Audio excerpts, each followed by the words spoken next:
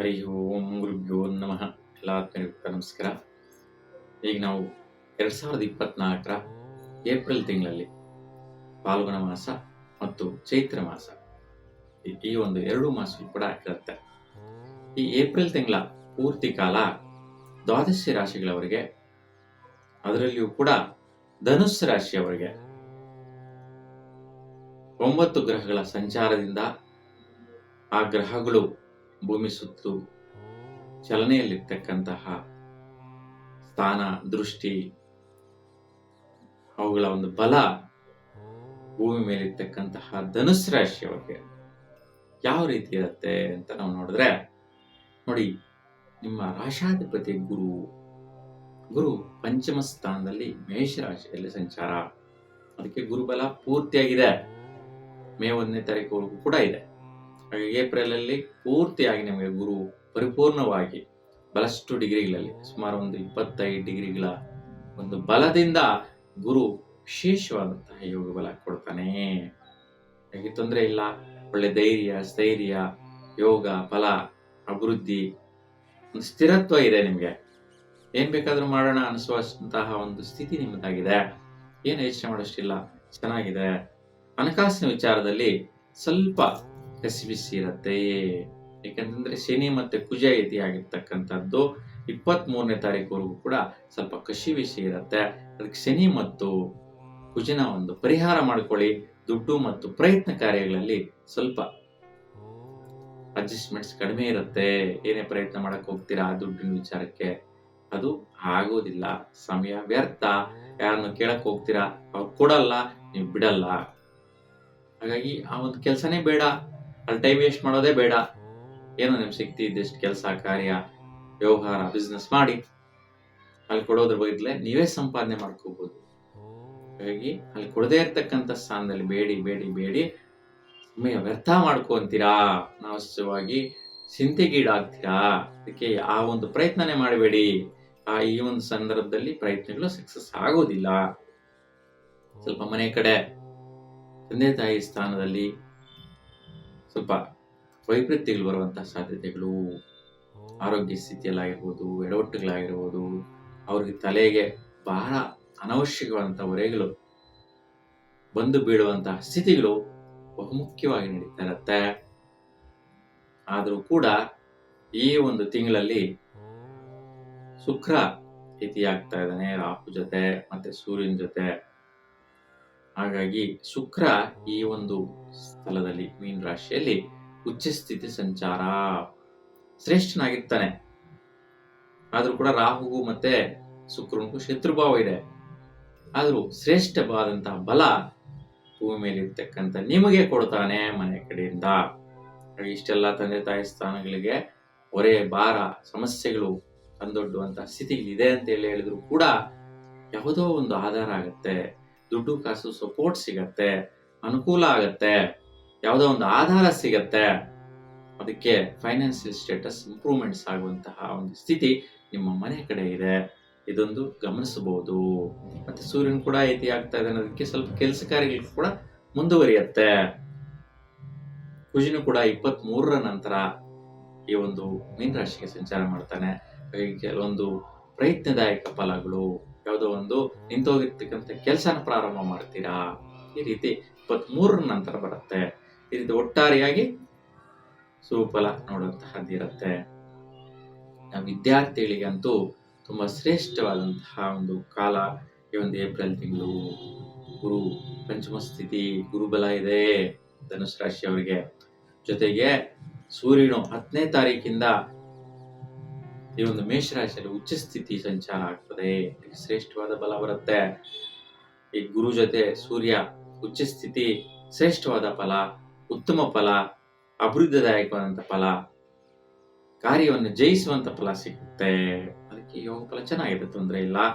ಬುಧನ್ ಕೂಡ 10ನೇ ತಾರೀಕುವರೆಗೂ ಕೂಡ ಗುರು ಜೊತೆ ಆಗಿರ್ತಾನೆ. ಶತ್ರುಭಾವ ಇದ್ರೂ ಕೂಡ ಶುಭಗ್ರಹಗಳಾಗಿರೋದ್ರಿಂದ ಸ್ವಲ್ಪ ಶುಭವಾದಂತ ಫಲನ ವಿದ್ಯಾರ್ಥಿಗಳು ಪಡಿತೀರಾ. ಯಾವುದೇ ತೊಂದರೆಗಳು ಇರೋದಿಲ್ಲ. ಈ ಒಂದು ತಿಂಗಳಲ್ಲಿ ಮಕ್ಕಳಾಗೋರಿಗೆ ಶ್ರೇಷ್ಠ ಸಮಯ. ಯಾರು ಗರ್ಭಿಣಿ ಸ್ತ್ರೀಯರು ಇರ್ತೀರಾ ಅಂತಹ ಅವ್ರಿಗೆ ಈ ತಿಂಗಳಲ್ಲಿ ಡೆಲಿವರಿ ಆಯ್ತು ಅಂತಂದ್ರೆ ಅಂತಹವರು ತುಂಬಾ ಉನ್ನತ ಸ್ಥಾನಕ್ಕೆ ಏರುವಂತಹ ಮಕ್ಕಳಾಗ್ಬಿಡ್ತಾರೆ. IAS ಆಫೀಸರ್ಸ್ ಆಗಿಬಿಡ್ತಾರೆ, IPS ಆಫೀಸರ್ಸ್ ಆಗುವಂತಹ ಯೋಗ. ಹಾಗಾಗಿ ಟಾಪ್ 1 ಕ್ಲಾಸ್ ಆಫೀಸರ್ಸ್ ಆಗುವಂತಹದ್ದು, ಉನ್ನತ ಹುದ್ದೆಗಳಿಗೆ ಹೋಗುವಂತಹದ್ದು, ರಾಜಕೀಯ ನಾಯಕರಾಗುವಂತಹದ್ದು, ಸರ್ಕಾರಿ ಸೊತ್ತನ್ನು ತಿನ್ನುವಂತಹ ಒಂದು ಭಾಗ್ಯವನ್ನು ಪಡೆಯುವಂತಹ ಒಂದು ಮಕ್ಕಳು ಜನಿಸ್ತಾರೆ. 10ನೇ ತಾರೀಕು ಬುಧನಿರ್ತಾನೆ, ಒಳ್ಳೆ ಬುದ್ಧಿ ಜ್ಞಾನ, ಮೆರ್ಕ್ಯುರಿ ಪಾದರಸ ತರ ಶಾರ್ಪ್ ಇರ್ತಾರೆ, ತುಂಬಾ ಸುಫಲ. 24 ನಂತರ ಶುಕ್ರ ಕೂಡ ಐತಿ ಆಗ್ತಾ ಇದ್ದಾನೆ. ಹಾಗಾಗಿ 24 ಶುಕ್ರ ಬಂದ್ರು ಕೂಡ ಶ್ರೇಷ್ಠವಾದ ಮಕ್ಕಳು. ತಂದೆ ತಾಯಿ ಬಡವರಿದ್ರು ಕೂಡ ಆ ಮಗು ಹುಟ್ಟಿದ ಮೇಲೆ ಶ್ರೀಮಂತರಾಗ್ಬಿಡ್ತಾರೆ, ಶ್ರೇಷ್ಠರಾಗ್ಬಿಡ್ತಾರೆ. ಆ ಮಗು ಕೂಡ ಜೀವನದಲ್ಲಿ ಕೋಟ್ಯಾಧಿಪತಿ ಆಗುವಂತಹ ಯೋಗ ಪ್ರಾಪ್ತಿ ಲಭಿಸಿಬಿಡುತ್ತೆ. ಈ ಒಂದು ಏಪ್ರಿಲ್ ತಿಂಗಳು ಯಾರು ಗರ್ಭಿಣಿ ಸ್ತ್ರೀಯರಿದಾರೋ ಅಂತಹವರಿಗೆ ಮಕ್ಕಳಾಗುವಂತಹದ್ದಿರತ್ತೆ. ಈ ವಿಷಯ ಹೇಳ್ತಾ ಇದ್ದೀನಿ ಅಂತೇಳಿ ಬಹಳಷ್ಟು ಜನ ಆಪರೇಷನ್ಸ್ ಮಾಡ್ಕೊಳಕ್ ಪ್ರಯತ್ನ ಮಾಡಿಬಿಡ್ತಾರೆ. ಅಂದ್ರೆ ಜ್ಯೋತಿಷ್ಯರು ಹೇಳ್ದಂಗೆಲ್ಲ ಸುಬಲ ಇದೆ ಅಂದ್ರೆ ಆ ಟೈಮಲ್ಲಿ ಆಪರೇಷನ್ ಹೊಟ್ಟವರು. ಹಾಗಾಗಿ ನೋಡಿ, ಹಣ್ಣು ಯಾವ ರೀತಿ ಕಾಲಕ್ಕೆ ತಕ್ಕಂಗೆ ಕಾಯಿ ಹಣ್ಣಾಗಿ ಅದು ತನ್ನಷ್ಟಕ್ಕೆ ತನ್ನ ಫಲ ಬರಬೇಕು. ಆದ್ರೆ ಗರ್ಭಿಣಿ ಸ್ತ್ರೀಯರು ಜ್ಯೋತಿಷ್ಯರನ್ನೇ ನಂಬ್ಕೊಂಡು ಡೇಟ್ಗಳು ಹಾಕ್ಸ್ಕೊಂಡು ಹೋಗೋದು, ಲಗ್ನ ಹಾಕ್ಸ್ಕೊಂಡು ಹೋಗೋದು, ಇವೆಲ್ಲ ಕೂಡ ತಪ್ಪು ನಿರ್ಣಯ. ಜ್ಯೋತಿಷ್ಯರು ಹಾಕೊಡ್ತಾರೆ, ಆದ್ರೆ ಅವರ ಒಂದು ಡೆಲಿವರಿ ಆಗುವಂತಹದ್ದು ಸುಸಂದರ್ಭ, ಅಂದ್ರೆ ಅವ್ರಿಗೆ ಆ ಡೆಲಿವರಿ ಆಗುವಂತ ಸಂದರ್ಭ ಸಮಯ ಡಾಕ್ಟರ್ಸ್ನ ಕೇಳಿ ಸ್ಕ್ಯಾನಿಂಗ್ ಮಾಡಿಸ್ಕೊಂಡು ಅವರ ಅಭಿಪ್ರಾಯ ತಗೊಂಡು ಆ ಸಂದರ್ಭಕ್ಕೆ ಅನೆಸ್ಥೇಸಿಯಾ ಅವರು ಮತ್ತೆ ಡಾಕ್ಟರ್ಸು ಸಕಾಲಕ್ಕಿದ್ದು ಮಾಡಿಸ್ಕೊಳ್ಳುವಂತಹದ್ದು ಶ್ರೇಷ್ಠ ಫಲ. ನೀವು ಜ್ಯೋತಿಷ್ಯರನ್ನು ಕೇಳಿ ಲಗ್ನ ಹಾಕ್ಸ್ಕೊಳ್ಳಿ, ಡೇಟ್ ನಿರ್ಣಯ ಮಾಡ್ಕೊಳ್ಳಿ, ಆದ್ರೆ ಈ ತಿಂಗಳಲ್ಲಿ ಹುಟ್ಟಬೇಕು, ಈ ಸಮಯ ಹುಟ್ಟಬೇಕು ಅನ್ನುವಂತಹದ್ದು ನಿರ್ಣಯ ಜಾತಕದ ಒಂದು ಬಲ ಅಲ್ಲ. ಆ ಮಗು ತಂದೆ ತಾಯಿಗೆ ಪ್ರಥಮ ಬಾರಿಗೆ ಸೃಷ್ಟಿಯಾಗಿರತ್ತಲ್ಲ, ಅದು ಬ್ರಹ್ಮ ಬರಹ ಆಗಿರತ್ತೆ. ಹಾಗಾಗಿ ಅದನ್ನ ಯಾರು ತಪ್ಸಕ್ಕಾಗಿರಲ್ಲ. ಆವಾಗ ಸೃಷ್ಟಿಯಾಗಿರುವಂತಹದ್ದು ಇಂಥ ಟೈಮ್ಗೆ ಹುಟ್ಟತೀಯಾ, ಈ ತರ ಯಾರು ಹೇಳಿದ್ರು ಯಾರು ಬಿಟ್ರು ಈ ಒಂದು ಮಾಸದಲ್ಲಿ ಆಗುವಂತಹದ್ದು ನಿನಗೆ ಯೋಗ ಇದೆ ಅಂತ ಬರೆದಿರ್ತಾರೆ. ಅದನ್ನು ನೋಡಿಕೊಡ್ಬೋದಷ್ಟೇ. ಜ್ಯೋತಿಷ್ಯರು ಹೇಳಿದ್ರು ಕೂಡ ಅದೊಂದು 10% ಒಂದು ಜ್ಯೋತಿಷ್ಯ ವಿಚಾರ ಆಗಿರುತ್ತೆ, ಪರಿಪೂರ್ಣವಾದಂತಹ ವಿಚಾರ ಆಗಿರಲ್ಲ ಅಂತ ಹೇಳ್ತೀನಿ. ಯಾಕೆಂತಂದ್ರೆ ಗ್ರಹಗಳನ್ನೆಲ್ಲ ಕೂಡ ಬದಲ್ಸಕ್ಕಾಗಲ್ಲ, ಒಳ್ಳೊಳ್ಳೆ ಜಾಗದಲ್ಲಿ ಬಿಡಕ್ಕಾಗಲ್ಲ. ಆ ಮಾಸದಲ್ಲಿ ಶುಭಫಲ ಇರ್ತಕ್ಕಂಥ ಒಂದು ಮನೆಯಲ್ಲಾಗಿರುತ್ತೆ, ಆದ್ರೆ ಬೇರೆ ಬೇರೆ ಸ್ಥಾನಗಳಲ್ಲಿ ಅಶುಭ ಸ್ಥಿತಿಗಳು ಕೂಡ ಇರುತ್ತೆ, ಕೆಟ್ಟ ಸ್ಥಿತಿಗಳು ಕೂಡ ಇರುತ್ತೆ. ರಾಹು ಕೇತು ತಗೊಳ್ಳಿ, ಬೇರೆ ಶನಿ ತಗೊಳ್ಳಿ, ಅವ್ರು ಹುಟ್ಟುವಂತಹ ಚಂದ್ರನ ಪ್ರಕಾರ ನಕ್ಷತ್ರ ತಗೊಳ್ಳಿ, ಅವತ್ತು 7.5 ಬಂದಿರ್ಬೋದು, 7.5 ಶನಿ ಬಂದಿರ್ಬೋದು, ಅಷ್ಟಮ ಶನಿ ಬಂದಿರ್ಬೋದು. ಇವೆಲ್ಲ ಕೂಡ ನಾವು ತಿದ್ದಿ ಬರೆಯುವಂತಹಕ್ಕೆ ಆಗೋದಿಲ್ಲ. ಹಾಗಾಗಿ ಆದಷ್ಟು ಈ ಒಂದು ತಿಂಗಳಲ್ಲಿ ಆಗುವ ಅನುಕೂಲ ಇದ್ದವ್ರು ಮಾಡಿಸ್ಕೋಬಹುದು.